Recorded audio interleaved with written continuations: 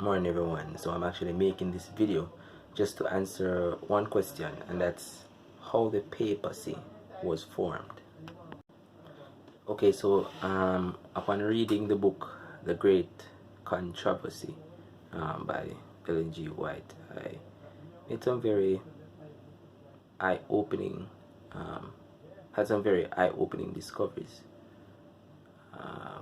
So basically, after Christ died and the church was being persecuted, Rome was the ruling power at the time, because even if you check the Bible, the Caesars, and Jesus was actually brought to Pilate, which is one of the heads of state in Rome. So you find that Rome was actually the ruling power at the time. So after Christ died, his followers were persecuted both by the Romans and the Jews, and so it was they were considered outcasts. They were like a sect, a cult, if you will. And I even heard this preacher say that according to historical accounts, Nero actually had burnt down a section of Rome, and he blamed it on the Christians. So that caused even further contempt to be cast upon the Christians. So anyways, but as the persecutions continued, the devil realized that the more he tried to persecute the church, the more the church grew, because then persons were able to see the gospel playing out in the lives of those who died for their faiths. So what the devil did, he caused the persecution to slow down, to grind to a halt, basically, because he realized that he wasn't winning. So what he did was actually join the church. So he, as persecution, came to a halt, you find that less genuine people began to join the church. And these less genuine people, Satan was able to use, in the long run, to help to bring about his agenda, basically. So what happened is actually that the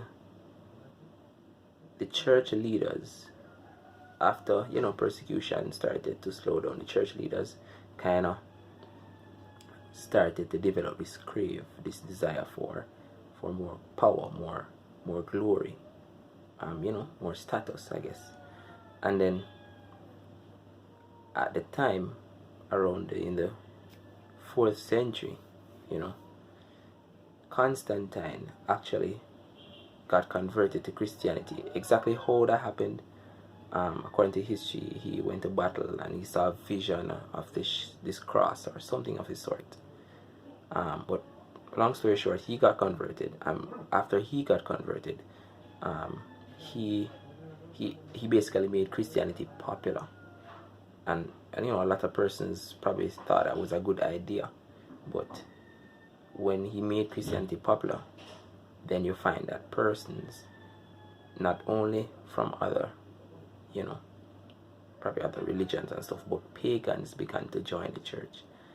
And then the church leaders, who were, by this time, had shifted their focus from glorifying God to bringing glory to themselves, saw this as an opportunity to extend the power of the church. So what they did, they influenced Constantine to actually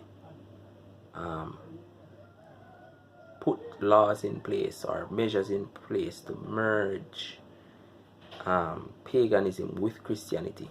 And if you notice what I said, the church leaders influenced Constantine to put measures in place to merge Christianity and paganism. And one of the measures that they put in place was actually a common day of worship, which was Sunday. The pagans used to worship the sun, on a venerable day of the sun, which was Sunday. And this day was a day of feasting. And according to Great Controversy, Satan had led the Jewish leaders before the death of Christ to weigh down the Sabbath with a lot of laws and exactments that God did not intend to have in the first place. So persons saw Sabbath as a day of fasting, you know, a day of mourning, a sad day. And the pagans used to celebrate, you know, pray to their gods on Sunday and have a lot of celebrations. So Sabbath was a day of fasting, Sunday was a day of feasting. And so if persons were to choose which day, it would be easier to choose a day of feasting. So they chose the day of feasting, which was a Sunday, and they merged Christianity and paganism. They gave them one day of worship, which was Sunday, and they allowed practices from paganism to be brought into Christianity, you know, worship of idols and stuff. And all they did was to just rebrand the idols with the names of saints. So you find that the mother god, which was Semiramis in some cultures, she has different names in different cultures, but the mother god was renamed as Mary, son god was renamed as Jesus, for you know, the father god, if you will, was renamed as Joseph, and you know, the other gods were named as the apostles and the saints. And what you find is that, what I found interesting as I close this video, is that the church leaders at the time, when they were influencing Constantine to make these laws and to merge paganism and religion to make a new, what's that word, amalgamation of a religion, you find that thirst for power and their desire to extend their influence around the world was their driving factor. It was never to share the gospel. It was never to cause persons to come to Christ. It wasn't anything like that. It was just solely self-centered. So if you have a religion that was formed by persons who only wanted to extend their power, you can find that just the basis of how religion was formed was on a very false premise. A premise is opposite from that of Christ. So it's no surprise that after that religion was formed, they began to suppress the word of God. You know, withhold the Bible from the people. They began to teach the people false doctrines. And then in the 6th century, the papacy had actually vanquished their the last opposing foe, which I think was the Vandals, or was it the Ostrogoths, one of them, and they became a world power. Now you have a world power, which is Rome, who has a religion, Christianity, or so they say,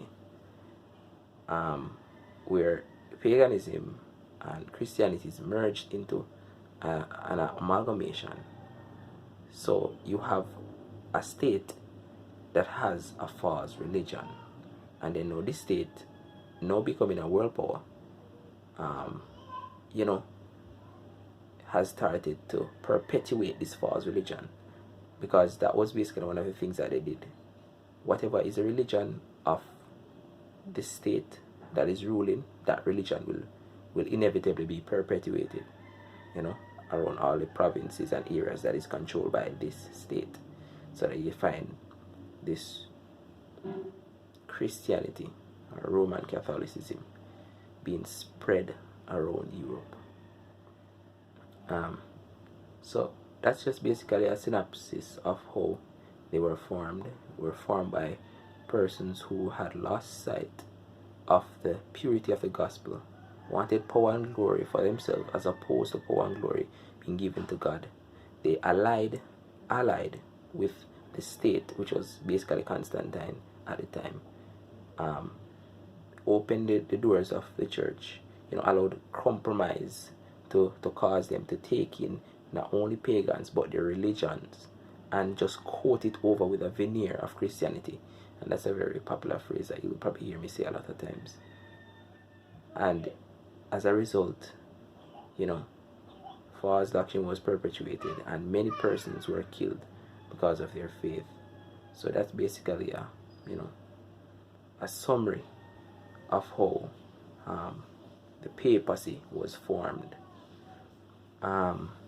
If you want to do further reading, you can read Great Controversy. The first 3 chapters, I think, are some of the most important chapters in Great Controversy. The first 3 chapters will give you a good historical and biblical backdrop and how this system is formed and, you know, how it operates.